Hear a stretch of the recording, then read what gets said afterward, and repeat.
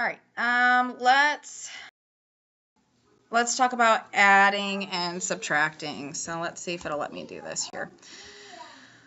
All right, so we have, let's say, 1/2 plus 3/4. Pretty basic adding of fractions here.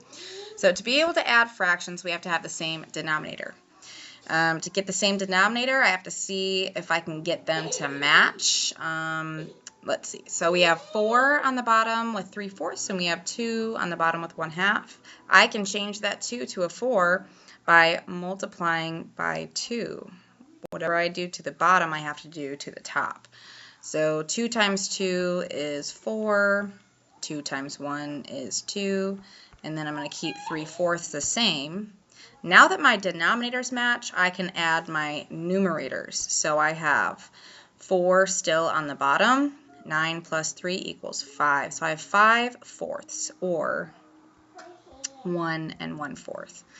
If you're typing this in your calculator, it would look like 1 ABC2 plus 3 ABC function 4 is equal to, and then it would give you that 1 1/4. It might look like this in your calculator.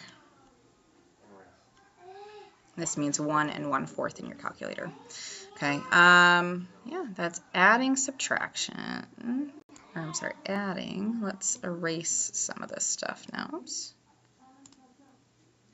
There we go. Okay, so now let's do some subtraction. So let's say I have 7/8 minus 1/3, let's say. Okay, so this one's a little bit more tricky because 3 doesn't go into 8 evenly. So how are we going to get those the same? Well, one way we can do it is multiply this side by 8 and multiply this side by 3.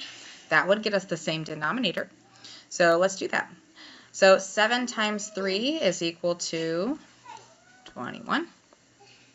8 times 3 is equal to 24. And then it's going to be minus 8 times 1 is 8.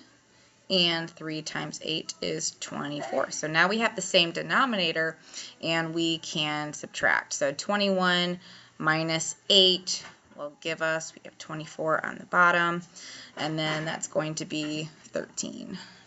So 13/24 is going to be our answer there. So that's the basics of adding and subtracting fractions. One more thing. On your calculator, if you're going to type this, it would be 7 AC minus, oops, not minus, hold on here.